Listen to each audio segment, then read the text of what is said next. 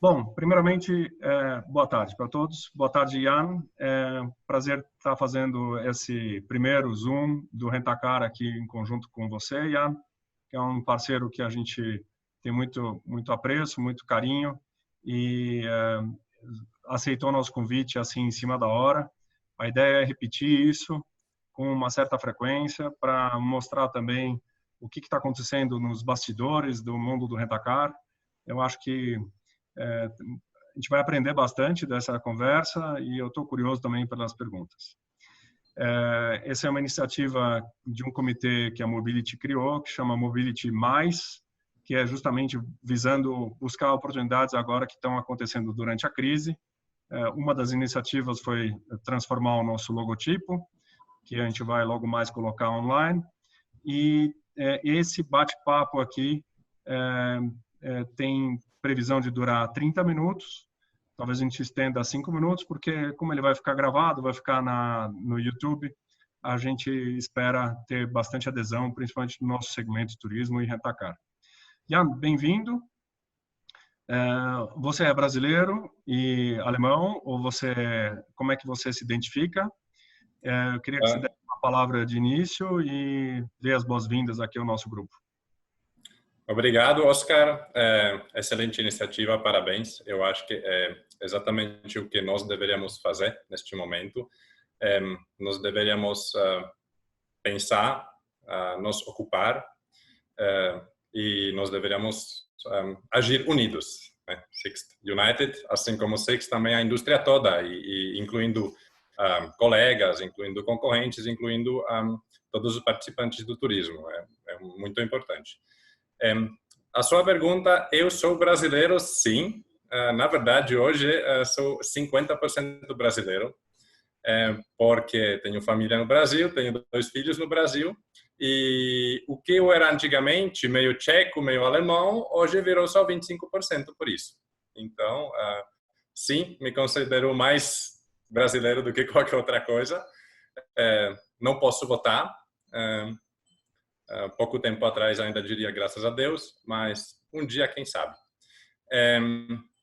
Eu trabalho na Sixt, vai fazer 8 anos, e desde o começo trabalhei desde o Brasil.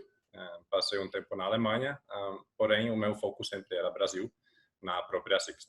Antes disso, passei nas outras empresas.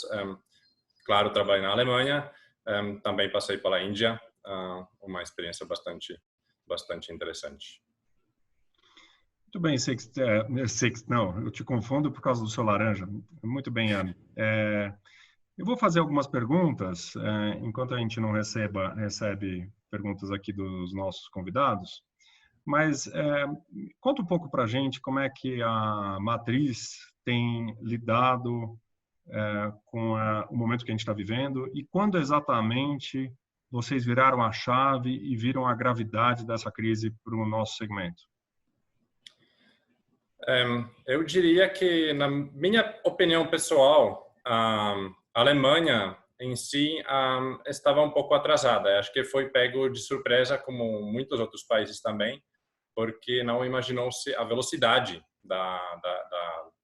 como a doença vai se espalhar e do que ia para vir, do que estava para vir. Isso acho que ninguém imaginou. A onda de problemas que vai vir em conjunto, também porque as informações da China eram um pouco divergentes, né, do que nós vivenciamos hoje.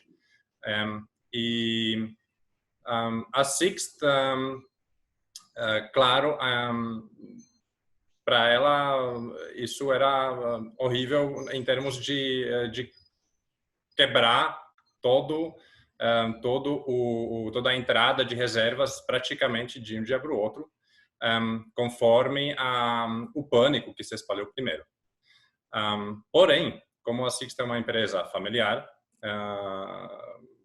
somos bem conhecidos por tomar decisões bastante rápido. Então, dentro de praticamente uma semana já estava claro o que vai acontecer, já estava claro que vai ter que reduzir drasticamente as horas trabalhadas, Por outro lado, que vai ser drástico também para alguns funcionários que estavam no campo. Muitos deles trabalhavam 12 horas por dia, 14 horas, 16 horas. Era um caos. Começou na Itália, onde de repente os clientes conseguiam retirar um carro e poucas horas depois ficaram sabendo que não vão ter como devolver, porque a região onde eles estavam fechou. E muitos deles também pretendiam voltar para o mesmo lugar da retirada do carro, porém, quando estourou essa pandemia, já na época, pensaram, nunca vou voltar para este mesmo lugar, eu vou deixar o carro em qualquer outro lugar. Queriam deixar um carro em Munique, na Alemanha. Então, imagina-se também o caos operacional que isso surgiu desde o começo. Então, realmente, nós precisamos agir muito rápido. Também porque na Europa chegou isso logo depois da China, a onda, e praticamente todos os países europeus, inclusive a Itália, tem a operação da Sixt. Então, realmente a gente tinha horas para tomar algumas medidas. Olha, para quem não conhece, é tão familiarizado com a Sixt, fala um pouco dos números, os key facts da Sixt, quantos funcionários, quantos países, quantos carros, para a gente ter uma noção No momento, considerando realmente funcionários, todos os funcionários que têm a ver com a marca Sixt, significa inclusive os países corporativos, os países franqueados, realmente poderíamos contar com até 8.000 pessoas. Em termos de frota, nós somos uma empresa que eu diria boutique. Então, mesmo sermos uma empresa global, a nossa frota chega... bem, agora nem tem como falar, porque acho que neste momento ninguém sabe mais. Fala dos números pré-crise. Mas até pouco era acima de 300.000 veículos, somente no segmento rent-a-car. Então, digamos, no segmento, somos a quarta maior empresa de locação de veículos, e nesse segmento somos também uma referência, também por ser uma das empresas mais saudáveis financeiramente, que temos que agradecer ao fato de ser ainda uma empresa familiar. Os donos, o fundador é o pai do atual, na verdade, a atual geração está na terceira geração, certo? Sim, é o avô. O Eric Sixt, que foi confirmado para permanecer mais 2 anos como CEO, ele é neto do fundador, e então realmente Sixt está na terceira geração. Inclusive a quarta geração já está com cargos decisivos na empresa, então já estão no Board of Directors e tomam as decisões principais. Mas a empresa ela é cotada na bolsa? Em quais bolsas a empresa está cotada? Pelo que sei, está cotada nos Estados Unidos e na Europa, nas bolsas da Alemanha. Mas boa parte das ações são então boa parte do patrimônio está na mão da família. Claro. Por isso falo empresa familiar, porque a família ainda tem a maior influência na empresa. Então, isso se tornou uma vantagem nessa crise, mas, claro, em segunda onda, precisava também aproveitar os programas que o governo na Alemanha, inclusive muito rapidamente, já anunciou. Isso é uma coisa que não estamos vendo no Brasil. Pouco tempo atrás, acho que 2 horas atrás, ocorreu a conferência com o ministro de Turismo, e ainda não ficou 100% claro como que será o procedimento para as mesmas medidas que foram praticamente adotadas na Alemanha já 2 semanas atrás. E graças a isso, foi uma vasta maioria das pessoas que trabalham na empresa, foi reduzida a carga horária, foi reduzida a jornada deles e claro, reduzido o salário, porém, o governo lá ajuda bastante também as empresas do setor. Então, é um problema compartilhado com o governo. Conta um pouquinho para a gente como é que está hoje, dia 2 de abril, como é que está o tamanho da empresa? Já tem algum cenário traçado aí para os próximos 60 dias, em termos de diminuição de frota, diminuição de pessoas? Como é que é a visão atual? sim, já ocorreu nos nossos mercados principais corporativos. Essa diminuição da frota já foi decidida e já ocorreu, então, por isso, nem tenho como dizer qual é a nossa frota hoje, porque já foi cortado, junto com custos de pessoal, também foram cortados os custos de carros, porque um carro parado também representa um custo e prejudica a operação da empresa nesse momento difícil. Em termos dos próximos 2 meses, 60 dias, é impossível. Eu acho que uma das piores coisas dessa crise é, desde o começo, a absoluta imprevisibilidade. Eu diria que o domínio do mundo ocidental hoje é a possibilidade de estar num ambiente relativamente previsível e seguro.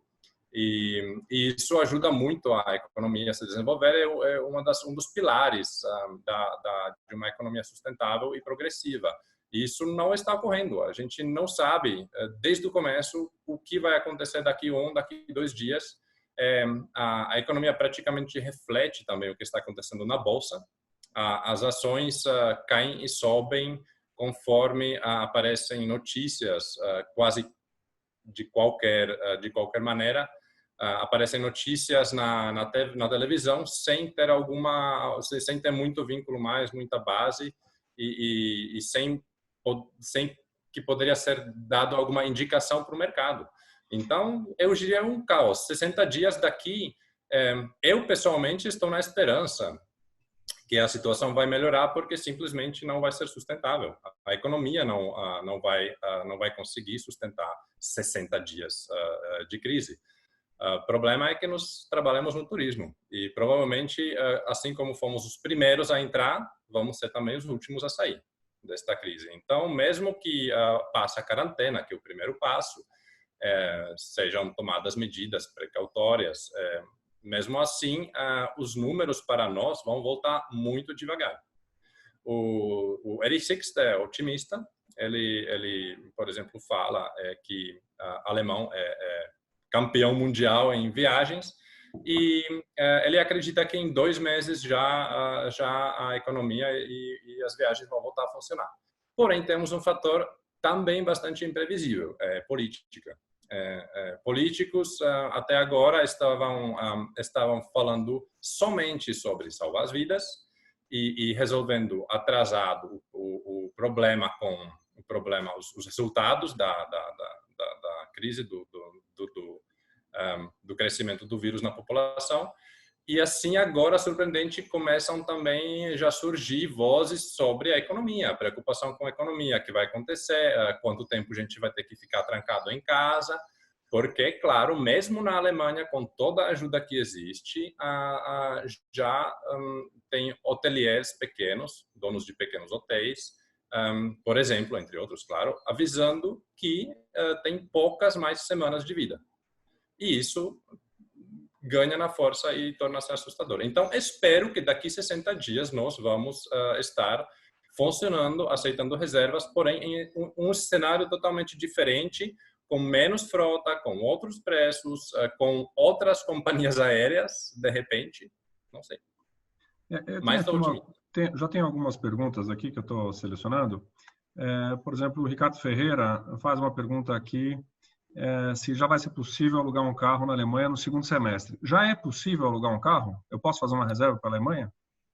Sim, a Alemanha não é proibido sair, por exemplo, na rua. No momento, alugar um carro. O que aconteceu o que foi uma das ações, por exemplo, que a Sixt fez. Na China, aconteceu uma coisa um pouco surpreendente para as locadoras de carros. A demanda teve um surtinho porque as pessoas estavam com receio de andar de transporte público. Então, onde tinha a expectativa que o negócio vai morrer completamente, tinha chinês alugando o carro para não ter que andar de transporte público, porque estava com medo.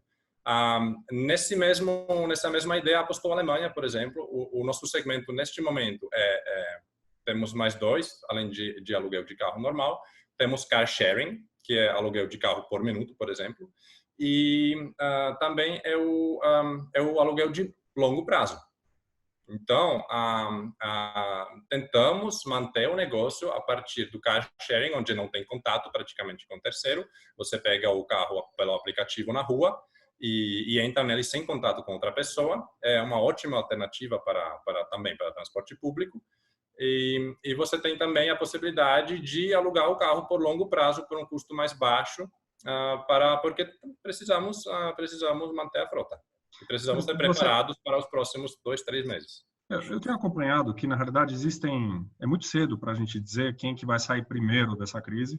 Você acabou de falar que o rent-a-car pode ser que seja o último a sair. Ou você estava falando do nosso segmento, do turismo? Estava falando tanto do turismo, mais do rent-a-car, sim, porque em primeiro lugar, Six não dito que o turismo em si não vai se dar tão mal como muitos imaginam. Vai ser muito mal, mas não tão mal como muitos imaginam, porque o turismo interno, acredito, no Brasil vai crescer bastante.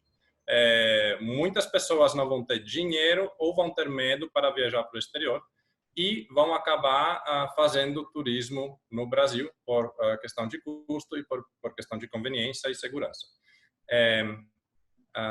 Mas o rent-a-car, principalmente nosso, depende muito também das companhias aéreas. Então, enquanto não vai ser estabelecido o tráfego aéreo, a gente praticamente não vai ter como alugar carro. Nós estamos alugando, claro, mas é 10% do volume que estávamos esperando, que estaríamos normalmente. É isso que eu queria até perguntar antes. Vocês são uma empresa de 3 bilhões de euros de faturamento. Nesse momento, a empresa chegou a 10% do volume, praticamente zerou. Mas o Erich Sixt tem se manifestado positivamente. Eu li recentemente uma entrevista dele no jornal, falando que justamente o que você falou, que a demanda reprimida vai ativar o mercado doméstico, e esse talvez seja realmente um grande upside. Sim, seja a nossa esperança. E espero muito que nossos colegas no Brasil também vão se beneficiar de uma maneira parecida, porque de repente muitas pessoas vão desistir de comprar carro. Claro, estamos só fazendo o shifting dos problemas, mas algumas pessoas vão desistir de comprar um carro e vão preferir nesses momentos de insegurança fazer um aluguel de longo prazo. Você comentou uma questão aqui, car sharing, que não é naturalmente um negócio ainda que faz parte do portfólio da Mobility, mas que é uma tendência natural de aluguéis ganhando novos formatos, como o aluguel por minuto, ou aluguel por assinatura, ou o aluguel mensal. Só que no caso específico do car sharing, qual que é o cuidado que a Six tem que tomar?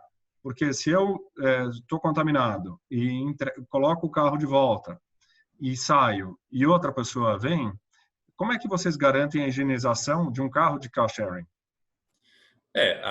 Vai ser exatamente do mesmo jeito como uma pessoa higieniza o próprio carro dela, porque se você usa o seu carro, você mesmo pode contaminar ele igualmente.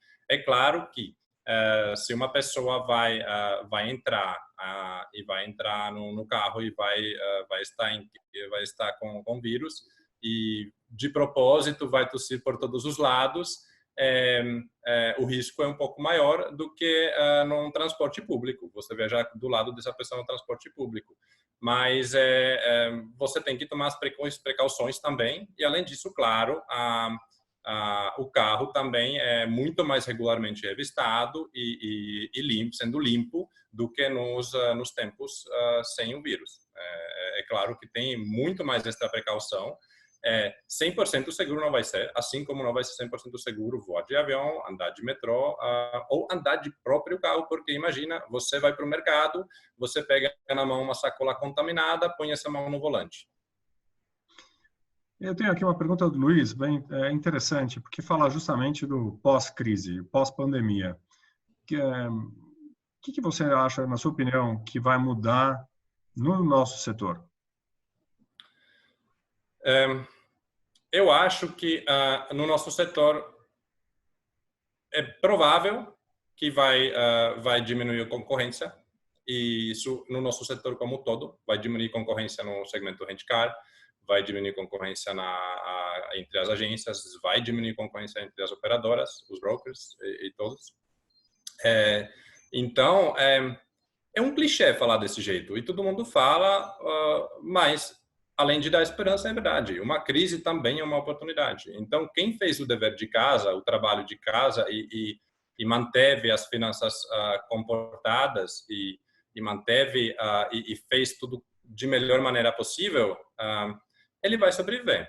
E ele vai ter um mundo com menos concorrência na frente dele. Quanto vai ser a demanda deste mundo, eu não me atrevo a dizer. Assim como não é possível dizer como vai ser o sistema político e o mindset do mundo depois. Acredito que, por exemplo, no segmento de saúde, vai mudar muita coisa em termos de produção de equipamentos. E assim também vai mudar no segmento de turismo, vai mudar o padrão de viagens, a lógica de viagens das pessoas. Mas uma coisa fica clara, quem realmente trabalhou duro e fez tudo direito, vai provavelmente sobreviver, e vai sobreviver mais forte. Agora que essa crise traz novidades péssimas para muitos nós também, é fato, e é como qualquer outra crise. O Eric Sixt fala, essa é uma de 10 crises pesadas que eu já vivi na minha vida, eu passei. E uma coisa elas têm em comum, elas passam. Em português se fala passar pela crise, acho legal, porque realmente a própria crise também passa. Então, a crise vai passar. O que nos espera, a gente pode tentar adivinhar, mas que vai ser para alguns bons e para alguns mal, isso já sabemos agora. E cada um, acho que dentro dele, no fundo, já sabe como vai sair para ele. Ian, tem uma pergunta aqui da Thaís. Ela pergunta um pouco do modelo de negócio, né, das montadoras. Ela pergunta assim: as locadoras compram carros nas montadoras, alugam e vendem os usados, ou fazem leasing dos carros das montadoras? Em quais países operam? Como está a situação em cada país? E se vocês têm parceiros de negócio aqui no Brasil, via Localiza, Unidas ou Movida? Uma pergunta mais genérica, mas você poderia começar pelo Brasil? Vocês têm alguma locadora parceira? A gente tem um relacionamento muito bom com todas as locadoras no Brasil. É claro que nós somos parceiros, como não estamos no próprio mercado, é mais fácil fazer amizade. Então, temos muitos amigos no mercado. Claro que tem também certas preferências. Eu costumo brincar que, por exemplo, com a Movida seria uma parceria ideal, porque a gente economizaria muito dinheiro com a Cor, assim como com a Mobility também. Mas realmente não temos operação no momento. E a primeira parte da pergunta sobre como funciona o mercado, isso é realmente extremamente dependente do mercado. Brasil hoje vive uma época que o Eric Sixt chama de época de ouro na Alemanha.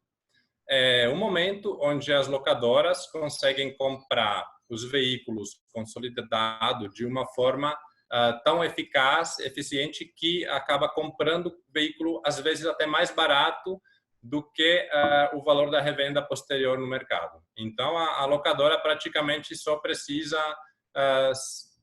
se manter com as diárias, manter a operação dela.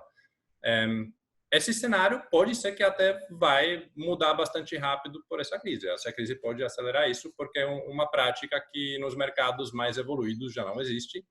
Porque, claro, as montadoras não gostaram de perder o domínio delas no mercado de venda e revenda, então obrigaram as locadoras a fazer sublocações, leasings, ou que se chama de buybacks, são as recompras com condições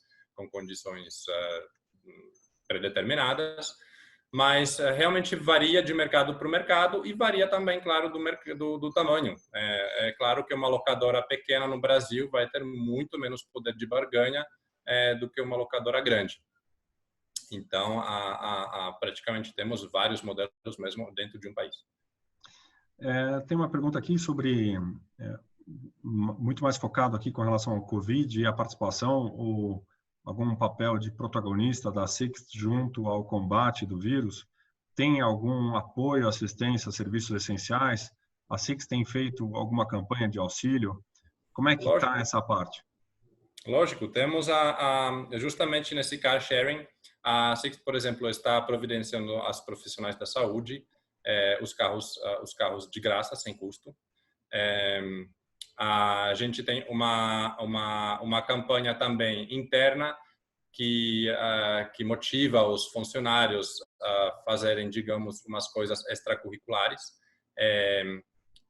Tivemos muitos funcionários estão agora de jornada reduzida. Na Alemanha tem funcionários que estão com jornada até de 10% só. E o governo também paga uma parte, mas enfim, todo mundo está sofrendo. A Sixt tem que pagar uma parte para um funcionário que não está trabalhando, ou menos.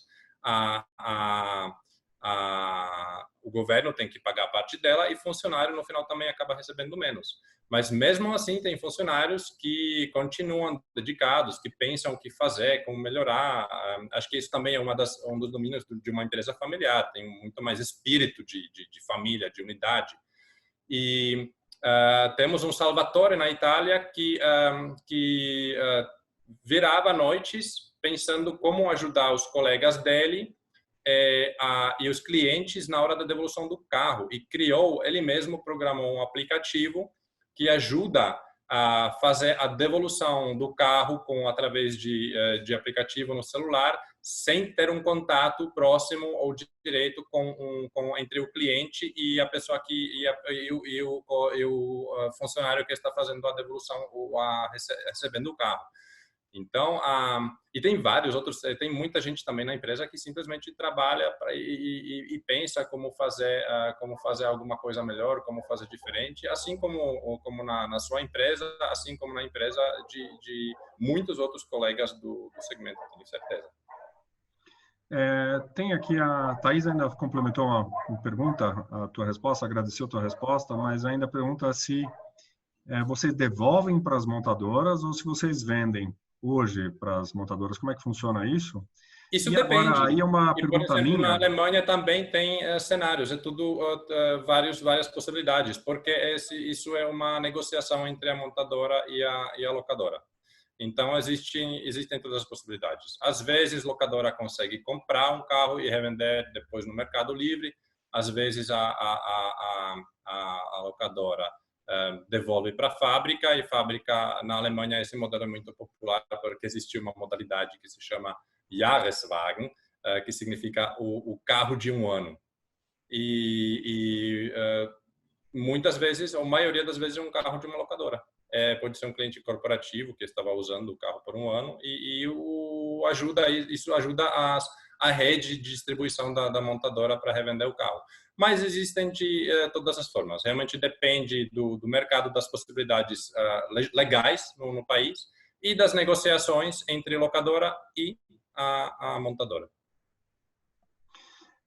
Mas agora, você falou que já baixaram drasticamente a frota, né? Esse é um problema que a gente tem visto, essas imagens impressionantes das pistas de pouso lotadas de aviões. Imagino que uma locadora não tem pátio suficiente para abrigar tantos carros agora parados. Então, a solução é tentar desimobilizar, reduzir o máximo possível essa frota. Mas como que faz isso? Vende? Isso depende do país. Essas imagens normalmente vêm dos Estados Unidos. A maioria que eu vi, onde, claro, primeiro tem a frota, de longe a maior malha, a frota de rent-a-car, e onde as condições são também diferentes, porque depende da legislação. Alguma locadora pode revender carro, alguma locadora não pode revender os carros ela mesma. Existem, acredito, também as possibilidades de buyback. Então, imagina, você tem, em um dia você tem 500 mil carros e você queria que amanhã só teria 100 mil. Mas você não consegue vender esses carros. Caso você poderia vender eles na rua, você não tem como vender porque ninguém está comprando carros. Então, não tem o que fazer. Se você ligar para a montadora vai te falar muito obrigado, mas o que eu vou fazer com esses seus carros agora? A gente tem um contrato, você só pode me devolver depois de 6 meses ou de 11 meses. E eu estou com minha produção, que eu estou devagar parando, mas os meus carros estão estocando no pátio também.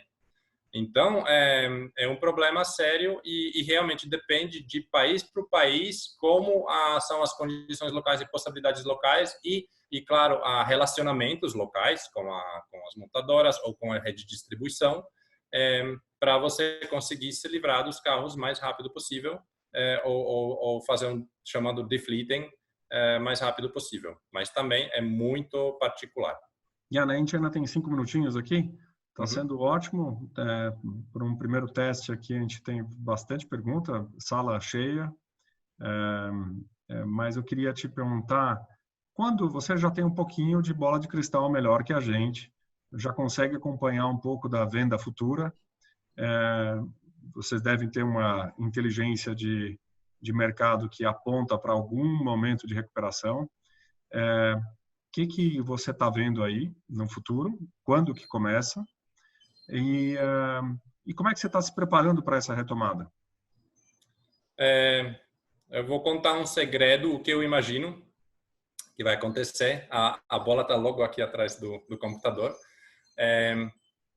Brasil não tem condição de fazer o mesmo que a Alemanha, a Espanha, a Itália, praticamente a Europa inteira fizeram.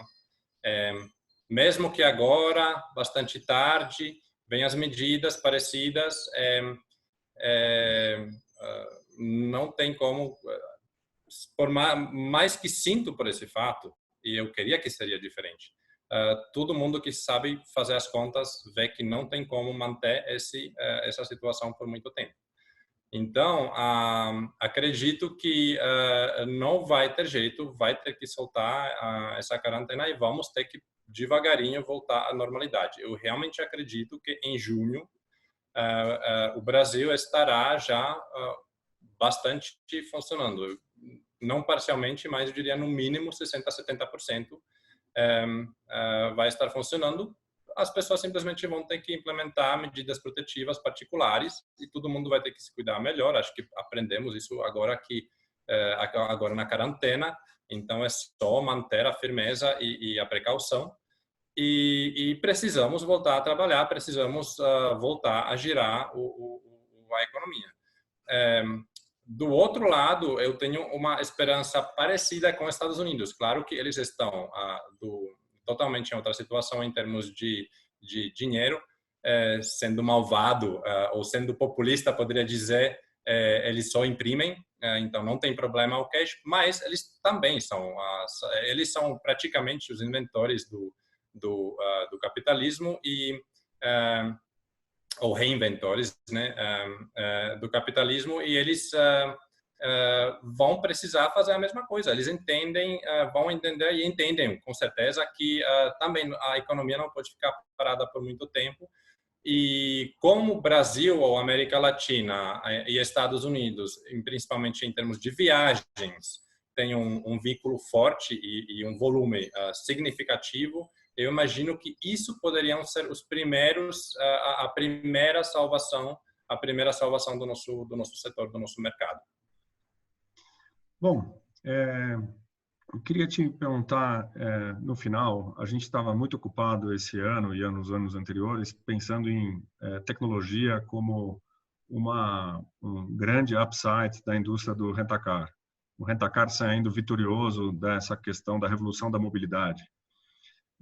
Até há um mês atrás eu estava convicto que a gente ia passar bem longe dessa crise, até hoje seria a nossa festa de aniversário de 20 anos, mas infelizmente essa festa ficou adiada. Mas a gente estava tratando muito como tendências de futuro e como as novas tecnologias vão ajudar as pessoas a se mexerem com mais eficiência. Agora vem um ingrediente novo, que é a lida com uma pandemia. Então, como que o rent-a-car, o que na sua visão pode ser um upside ou algumas acelerações de processos, que na realidade a Sixt já há 20 anos aluga o carro sem presença humana, sem um contato humano. Claro que tem um humano que limpa o carro e recebe o carro. Mas você vê aí uma aceleração nesses processos? Com certeza, isso vai ajudar, um combustível para desenvolvimento do motorista, do dirigir, da autonomia, né, Carro autônomo. da autonomous driving. Porém, é exatamente o que você falou. Isso não resolve o problema por exemplo, da higienização do carro, que no momento, no car sharing, tem que acontecer o mais frequente possível. Então, tem uns ups e tem uns downs também. Outra coisa é que esse trend, nitidamente, no Brasil, vai demorar muito mais para chegar. O que eu realmente vejo como futuro é mais a mobilização, ou a mobilidade, ou a flexibilização do lado do longo prazo, do lado do consumidor final, optando cada vez mais pela modalidade de um aluguel de longo prazo do que de compra de veículos, porque justamente para não